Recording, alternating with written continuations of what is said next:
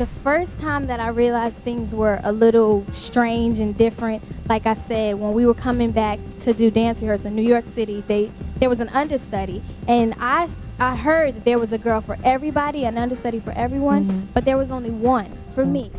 What I have to say about that is, as I said, I'm a singer and I'm an artist, and I feel like no artist deserves to be disrespected. In any situation, nobody deserves to be put down, degraded, or whatever. Management told Naturi Naughton her voice was too urban for crossover appeal. They hired a lighter-skinned understudy to learn all her parts while she was still in the group. The first time that I realized things were a little strange and different, like I said, when we were coming back to do dance rehearsal in New York City, there was an understudy, and I heard that there was a girl for everybody, an understudy for everyone, but there was only one for me. When Naturi refused to lie about why she was being forced out, Kiely threw a plate of KFC chicken in her face in an Atlanta parking lot. She threw chicken in her face. It wasn't just about the chicken, but that did really happen. For the record, a lot of people ask me, did y'all really have a fight at KFC? Yes, we did. This is the true story of how colorism, violence, and family politics destroyed one of the most promising girl groups of the 2000s. In 1999, Michelle Williams had a vision. Not the Destiny's Child member. This Michelle Williams was the mastermind behind what would become 3LW, and she was determined to create a girl group that would dominate the charts. Her secret weapon was her own daughter, 16-year-old Kiely Williams, who possessed the kind of star quality that couldn't be manufactured. Michelle Williams was already a successful manager in the music industry, having guided the careers of major acts like Joe and Jodeci. When she decided to build a group around Kiely, she knew exactly what she was doing. The plan was simple: find two other girls who would complement her daughter's energy and create something unstoppable. So they held auditions, found Adrian, found me, and we didn't know each other. We weren't friends at first. We actually had to learn to get along, but that's how we came together, and then we started making our album. On paper, 3LW was perfect. 3 distinct personalities, 3 different vocal styles, 3 different looks that could appeal to diverse audiences. Michelle Williams dubbed them 3 Little Women, a reference to the classic Louisa May Alcott novel, and the acronym 3LW was born. The concept was brilliant. Kiely would be the edgy, rap-influenced member. Adrian would provide the Latin flavor and mainstream appeal. Naturi would represent the soulful, urban authenticity that R&B groups needed. Epic Records saw the potential immediately. In an era where girl groups like Destiny's Child and TLC were dominating the charts, 3LW represented the next generation. They were young, talented, and most importantly, they had the kind of crossover appeal that record executives dreamed about. The advance money started flowing, studio time was booked, and the machine of stardom began churning. Their debut single, No More, Baby I'm a Do Right, dropped in fall 2000 and immediately proved that the hype was justified. The song climbed to number 23 on the Billboard Hot 100 and became a top 10 hit internationally. It wasn't just a radio success. MTV's Total Request Live couldn't get enough of the 3 teenagers. Their energy was infectious, their harmonies were tight, and their choreography was sharp enough to compete with established acts. The debut album, simply titled 3LW, was released in December 2000 and achieved something that most new groups could only dream of: platinum certification. 1.3 million copies sold in the United States alone. For 3 teenagers from different backgrounds, it should have been the beginning of a fairy tale career. But success in the music industry is often the catalyst for destruction, not the foundation for longevity. As 3LW's star rose, the dynamics within the group began to shift in ways that would ultimately prove toxic. The first signs of trouble weren't obvious to outsiders. They manifested in subtle changes to photo shoots, slight alterations in performance arrangements, and behind-the-scenes conversations that the girls themselves might not have initially recognized as problematic. Skin complexion brought up dealing with you 3Ls? And I was thinking about this. When I got home, I was thinking a lot of people have been asking me, why are they trying to kick the dark-skinned girl out the group? And I thought back to when I was 15 years old, about 3 years ago. Okay. Management and our production company sat us down and basically told us how we had to put Adrian, the Puerto Rican girl, more up front. The group that had been carefully constructed for balance and diversity was about to become a case study in how the entertainment industry's obsession with colorism could destroy even the most promising acts. By 2001, 3LW was riding high on their success, but behind the scenes, conversations were happening that would fundamentally alter the group's trajectory. The second single, Playas Gone Play, hadn't replicated the success of their debut, stalling at number 81 on the charts. In the music industry, even small disappointments can trigger major strategic shifts, and 3LW was about to experience the full force of that reality. Michelle Williams and the production team began having discussions about the group's image and market positioning. The music landscape was evolving rapidly. Jennifer Lopez was dominating with her Latin-influenced pop, and there was a growing demand for artists who could cross over between urban and mainstream markets. These industry pressures created an environment where every decision became calculated, and unfortunately, those calculations would soon become deeply personal. The shift was systematic and deliberate. During meetings that should have been about creative direction and musical growth, the conversation instead focused on which member should be positioned as the front person of the group. The reasoning was purely commercial. Latin pop was having a moment, and Jennifer Lopez's success had convinced industry executives that Adrienne's Puerto Rican heritage made her more marketable to mainstream audiences. The changes started small but accumulated quickly. Meanwhile, Kiely occupied a unique position in this toxic dynamic. As the daughter of the group's manager, she had protection that the other two members lacked. She wasn't subject to the same scrutiny about her marketability or appearance. Her position was secured by family ties rather than industry politics. This created an imbalance that would eventually prove devastating to the group's internal relationships. The summer of 2001 should have been a career highlight for all three members. 3LW joined the MTV Total Request Live Tour alongside Destiny's Child, Dream, Nelly, Eve, and Jessica Simpson. They were performing for massive audiences, sharing stages with established superstars, and experiencing the kind of success that most artists never achieve. But even during these triumphant moments, the underlying tensions were building. During the tour, the girls were spending more time together than ever before, traveling on buses, sharing hotel rooms, and performing night after night. This proximity meant that every slight, every preferential treatment, every subtle indication of favoritism became magnified. Naturi began to notice patterns in how she was being treated differently from her groupmates, not just by management, but sometimes by the other members themselves. By the end of 2001, 3LW had become a group where success and dysfunction coexisted in the most toxic possible way. They were still selling records, still getting booked for major events, still maintaining the appearance of a successful girl group. But internally, they had become a case study in how the entertainment industry's systemic biases could poison even the most promising collaborations. The worst part was that none of this was necessary. 3LW's original success had come from their diversity and the unique qualities that each member brought to the group. The decision to prioritize one member over others wasn't based on musical necessity or creative vision. It was purely about commercial calculations that ultimately undermined the very thing that had made them special in the first place.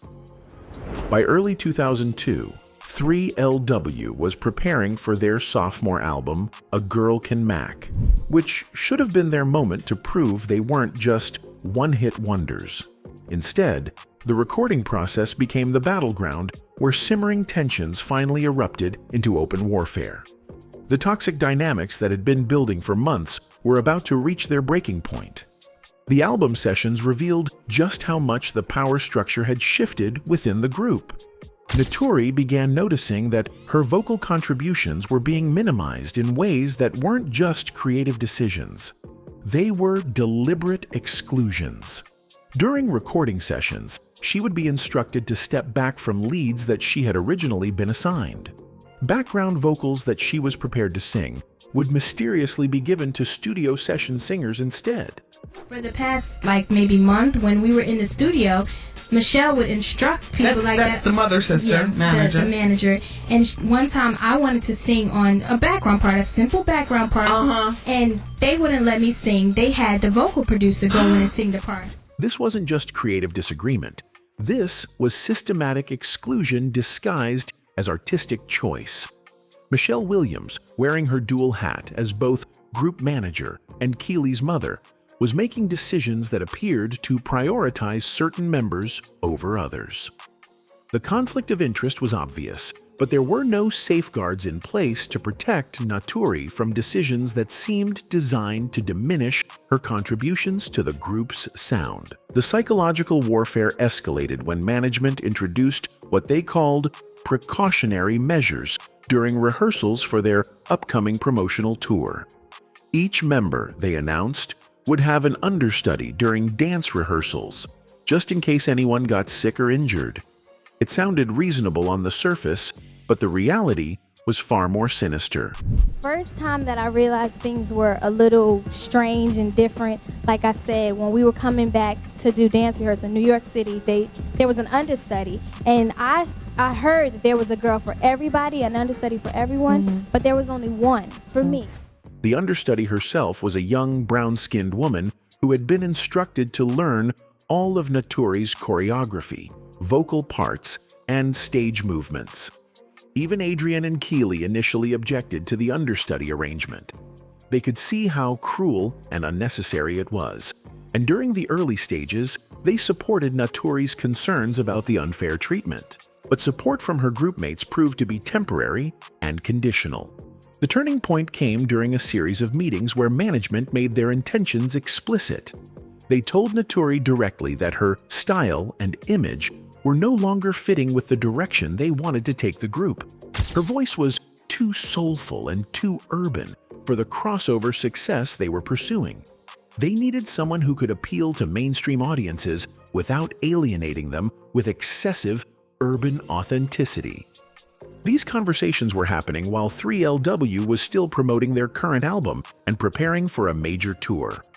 Naturi was being told she wasn't good enough for the group while simultaneously being expected to perform, promote, and smile for cameras as if everything was fine. The cognitive dissonance was devastating for an 18-year-old who had dedicated 3 years of her life to the group's success. The final insult came when management began suggesting that Naturi should publicly announce her departure as a personal choice to pursue college education. They wanted her to take responsibility for a decision that was being forced on her, to lie to fans and media about the real reasons for her exit. This would allow the group to maintain their image while quietly replacing her with someone they deemed more marketable. But Naturi made a decision that would change everything. She refused to lie. She refused to take responsibility for a situation that had been forced on her. And she refused to quietly disappear to protect the image of people who had systematically mistreated her. That decision set the stage for the explosive confrontation that would finally destroy 3LW once and for all. August 2002. Atlanta, Georgia. After months of escalating tension, systematic exclusion, and psychological warfare, 3LW was about to experience their final explosive breakdown. What started as a routine promotional stop would end with food flying through the air, police potentially being called, and the complete destruction of any remaining relationship between the three members. The day began with familiar patterns of dysfunction. 3LW was in Atlanta for promotional appearances, but the atmosphere in their group was toxic. Naturi had been dealing with months of being told She wasn't good enough. Watching her understudy learn her parts and being pressured to accept a narrative that would blame her for the group's problems. Meanwhile, rumors about her potential departure had begun circulating online and in industry circles. The specific trigger came from their website. Chris, the moderator of 3LW's official fan site, had been receiving questions from fans about whether Naturi was leaving the group. Management instructed her to call him and explain the situation, but they wanted her to control the narrative in a way that would protect the group's image while minimizing her own role in their success. And basically, she said, hey, you need to tell Chris, his name is Chris, what's going on the website, and you need to tell him what's really going on with 3LW. I said, okay, you want me to tell him stories? So I grabbed the phone, and I said, all right, well, basically, they're trying to terminate me from the group. Immediately, Michelle snatches the phone and says, no, Naturi, you're ridiculous. Why are you telling him that? The confrontation escalated quickly, with Michelle screaming at Naturi about loyalty, professionalism, and her responsibility to protect the group's reputation. The argument continued in their vehicle, a large SUV that was carrying the group between promotional stops. Michelle Williams sat in the front passenger seat, continuing to yell at Naturi about the phone call and her refusal to cooperate with their preferred version of events. Adrienne and Kiely, who had been largely silent during previous confrontations, began joining in the verbal assault. The psychological dynamics in that vehicle were devastating. Naturi was being attacked by 3 people simultaneously: the group's manager, who held her professional future in her hands, and her 2 group mates, who she had considered friends and collaborators for 3 years. Is that you, well, brings you right here to the show. Are you in 3LW anymore? Okay, well, technically The isolation was complete and overwhelming. The aftermath was chaos. Naturi, covered in Kiely's hot food and humiliated beyond measure, immediately demanded to be let out of the vehicle. She was 18 years old, stranded in Atlanta, Georgia, with no flight home and no support from the people who were supposed to be protecting her. The road manager refused to help her get a plane ticket, saying she wasn't obligated to assist someone who was causing problems for the group. The immediate aftermath of the KFC incident revealed the true character of everyone involved. 3LW's management immediately began damage control, not to address the abusive behavior, but to minimize its impact on the group's commercial prospects. They started crafting narratives that would blame Naturi for the confrontation, while positioning Adrienne and Kiely as victims of her supposedly unprofessional behavior. The other 2 members initially denied that any physical altercation had occurred. During interviews, they would claim that no food was thrown and that Naturi was exaggerating or lying about the incident. This gaslighting campaign was designed to make Naturi question her own memory and experience while protecting the group's reputation. But the truth had a way of emerging. Eventually, even Kiely Williams would acknowledge that food had been thrown, though she would claim it was accidental or justified by Naturi's behavior. The shifting stories and defensive explanations only confirmed what anyone with basic decency already knew. Throwing food in someone's face during an argument is a regardless of the circumstances that led to the confrontation. The KFC incident became the symbol of 3LW's destruction, but it was never really about the food. It was about 3 years of systematic racism, systematic exclusion, and systematic that had finally reached its inevitable conclusion. The plate of chicken was just the weapon.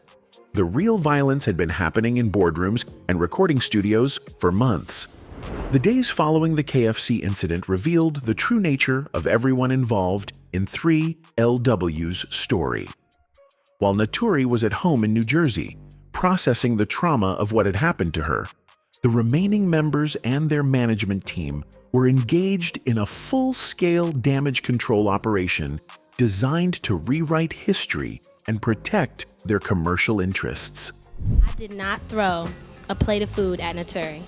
That never happened. We'd be happy to tell you what did happen, but that's not what happened. So what happened? You know what? I feel kind of silly saying, like, Kiely did not physically assault somebody with a two-piece, because it sounds kind of silly, you know? The lies came immediately and constantly. During their first interview after the incident, Kiely Williams flat out denied throwing food at Naturi, claiming instead that a 3-year-old child had accidentally knocked over a plate. This fabrication was so obviously false that it revealed the desperation of their position, but it also demonstrated their willingness to lie directly to cameras and fans to protect themselves. The story they told was that Kiely's 3-year-old sister had been in the car and had accidentally hit Kiely's plate during the argument, causing food to fly everywhere. According to this version, Naturi's father had then called their road manager, claiming his daughter had been physically assaulted by a 3-year-old. The absurdity of this explanation was matched only by its cruelty. They were mocking a legitimate assault by claiming it was caused by a toddler. Meanwhile, Naturi was facing her own difficult decisions. She could accept the group's narrative, return to 3LW, and continue pretending that nothing serious had happened. This would preserve her career, maintain her income, and avoid the industry backlash that comes with being labeled as difficult to work with. Or she could tell the truth and face the consequences of challenging powerful people in the music industry. The pressure to stay silent was immense. Music industry executives made it clear that speaking out would damage her reputation and future prospects. Legal representatives suggested that fighting back would be expensive and potentially futile. Even some family friends advised her to apologize, return to the group, and focus on the money and opportunities that 3LW still represented. But when Wendy Williams reached out for an interview, Naturi made the decision that would define the rest of her career. She chose truth over convenience, dignity over money, and self-respect over industry approval. The interview she gave to Wendy Williams was devastating in its honesty and completely destroyed any remaining possibility of reconciliation. Are they mad at you because you come from a 2-parent household and all like that? Because I did hear that you weren't ghetto enough, which is one of the things that... This is how I think, well, it all started, and even Adrian told me, this all started with the whole urban thing, and 3LW needed to grab in their urban audience. Okay. And they basically said that it was my responsibility to be the ghetto, around the way, urban chick that all the, around the way girls could relate to. The response from 3LW's camp was swift and vicious. They launched a character assassination campaign designed to discredit Naturi's version of events while positioning themselves as the real victims. They claimed she was bitter about being removed from the group and was making up stories to damage their reputation. They suggested she was mentally unstable and couldn't be trusted to tell the truth about what had happened. But the more they talked, the more they revealed about their own toxic mindset. During interviews defending themselves, they would inadvertently confirm details of Naturi's story while trying to justify their behavior. They would acknowledge that there had been creative differences and management decisions that supported exactly what Naturi was saying about systematic exclusion and racist treatment. The industry's response was predictably self-serving. Rather than addressing the systemic racism and abuse that Naturi had exposed, most executives and media outlets focused on the drama and controversy. The KFC incident became a tabloid story rather than a serious examination of how young black women are treated in the entertainment industry. 3LW attempted to continue as a duo, but the damage was irreversible. They brought in Jessica Benson, a 15-year-old from Maryland, to replace Naturi and tried to rebuild their commercial momentum. But fans weren't buying it, literally. Their next album debuted at number 15 and sold only 53,000 copies in its first week, a massive drop from their previous success. The group's credibility had been destroyed by their own actions, by lying about the KFC incident, attacking Naturi's character, and refusing to take responsibility for their behavior. They had revealed themselves to be exactly the kind of toxic personalities that the industry should reject rather than reward. Eventually, Adrian and Kiely moved on to The Cheetah Girls, the Disney Channel project that would give them a second chance at success. But even that collaboration would eventually end in dysfunction and broken relationships, the patterns of behavior that had destroyed 3LW. The willingness to sacrifice integrity for commercial success, the inability to treat colleagues with basic respect, the tendency to blame others for their own toxic choices would follow them into their subsequent projects. Years later, Adrian Balon would finally apologize to Naturi, acknowledging that they had been young and that serious harm had been done. Yeah. And we sat down and we talked everything out, and I was able to apologize to you if ever, there was a lot that went on in that time that now looking back is just like, we were so young and it was crazy. Yeah. And that I genuinely, from the bottom of my heart, never meant any harm towards you. The apology was meaningful, but it came only after Naturi had built a successful, independent career and didn't need validation from her former groupmates. It was an admission that everything Naturi had said about their toxic treatment was true. Kiely Williams, however, has never apologized and continues to deny responsibility for her actions.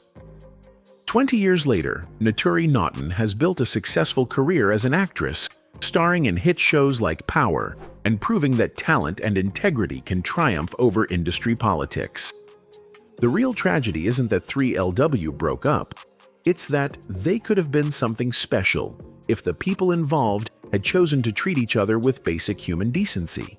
Instead, they became a masterclass in how racism, violence, and abuse can destroy even the most promising collaborations.